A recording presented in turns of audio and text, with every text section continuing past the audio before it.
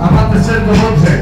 Je to jednoduchý, nejsme jako pravek. A každopádně brácho dneska bude tak moc kalit, že ráno nemůžeme vstát, chcem se bavit. Tak sorry, že kouříme tolik trávy, že pořád volím bonga vole, že mám takový ty stavy, že vůbec nevím o co jde, ale pořád si uvědomuju, kdo jsem. A teď mám ten pocit, že to všechno šlape, tak jak to nešlapalo už nikdy dřív chlape.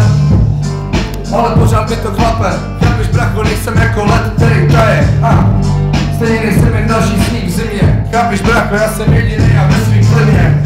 Furt mi to baví jako svině. Kolikrát v životě nepadám ze svý židle.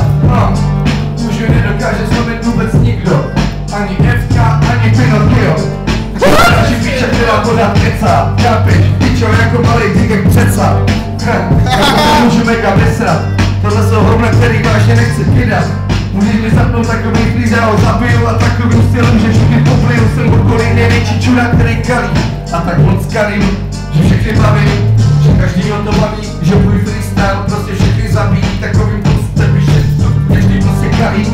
Tak už je to Aleš, anebo ta ten dekeš za tím počítačem. Tak to neřeš, je to jednoduchý brácho, nejsem dekeš a jdeme.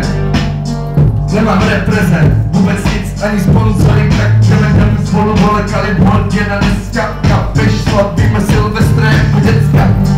My se musíme probavit, takovým stylem, že kouříme hrozný bongy a ty trubky lidej do mojí hlavy, takovým stylem, že FK pičo neví, o čem mluví.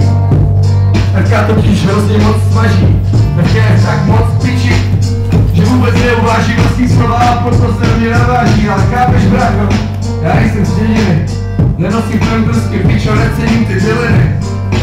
Kecají o tom sami, ale pičo kouří hrozný chvatů trávy, protože ty šákory, který oni pěstují, jsou lampy.